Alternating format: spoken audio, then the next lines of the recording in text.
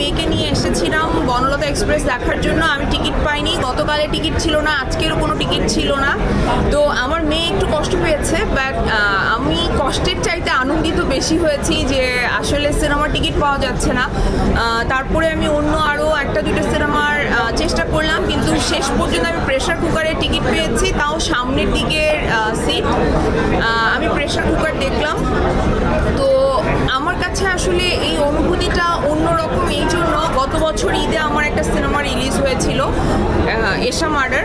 তো তখন আমি দেখেছি যে আসলে অডিয়েন্স কীভাবে রেসপন্স করে। আমি হলে হলে গিয়েছি, এইবারও আমি যাচ্ছি, কিন্তু ডিফারেন্স আছে অনেক। কারণ আমি রেহানা মারিয়াম নূর নিয়েও গেছি অডিয়েন্সের কাছে, এশা মার্ডার নিয়েও গেছি, আবার বনলতা এক্সপ্রেস নিয়েও যাচ্ছি। আমাকে যখন এই সিনেমায় কাস্ট করা হয় তখন আমি তানিমকে বলছিলাম যে তানিম, একটা সুপারহিট সিনেমার পার্ট হইতে কেমন লাগে এটা একটু আমি ফিল করতে চাই। তো সিরিয়াসলি আমি ওই ফিলিংটা নিতে পারছি যে টিকিট পাচ্ছে না, সবাই অস্থির হয়ে যাচ্ছে, অডিয়েন্স এত ভালো ভালো রিভিউ দিচ্ছে। এটা তো ভীষণ আনন্দের। একজন আর্টিস্টের জীবনে আসলে অনেক ধরনের প্রাপ্তি থাকে। রেহানা আমার জীবনের এক ধরনের প্রাপ্তি, আরও আমি অন্যান্য কাজ করেছি সেটা এক ধরনের প্রাপ্তি। বাট এই যে একটা সিনেমা, যেই সিনেমাটা আসলে দর্শকের কাছে এত জনপ্রিয়তা পাচ্ছে, এবং আমরা যারা মানে ক্যামেরার সামনে কাজ করেছি তারা তো কি করেছি সেটা আপনারা দেখতেই পাচ্ছেন, বাট ক্যামেরার পেছনে যারা কাজ করেছে এই টিমটা অসাধারণ বনলতা এক্সপ্রেসের।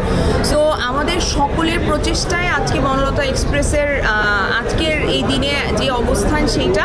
তো আমি আশা করব দর্শক যেভাবে ভালোবাসছে আমাদেরকে সেভাবেই ভালোবাসবে, এবং এই সিনেমাটা আসলে অনেক দিন চলবে, এবং আমরা যাতে খুব শীঘ্রই দেখতে পারি তানিম আমাদের সেই ব্যবস্থা করে দিবে। Thank you. সংক্ষেপে একটা প্রশ্ন করতে চাই, এটাই ভাই একটুখানি সবাইকে একটা অনুরোধ, আমাদের একটু হলে ঢুকতে হবে। কোনো দোষ খুঁজে পাইনি, কারণ হচ্ছে আমি হুমায়ুন ভক্ত, হুমায়ুন আহমেদের ফ্যান। সো হুমায়ুন আহমেদের গল্প যদি তানিম কোনোভাবে একটুখানি নষ্ট করতো, আমি প্রথম তানিমকে বলতাম, কারণ আমার কাছে হুমায়ুন আহমেদ মানে একটা আলাদা অনুভূতির নাম। সো এরকম প্রচুর মানুষ আছে কিন্তু আমাদের আশেপাশে যারা হুমায়ুন আহমেদের ফ্যান। সো এটা অনেক বড় একটা রিস্ক তানিম নিয়েছে, এবং সেই রিস্কটা সে আসলে মানে হয় না যে ওর পারপাসটা একদম ফুলফিল করতে পেরেছে।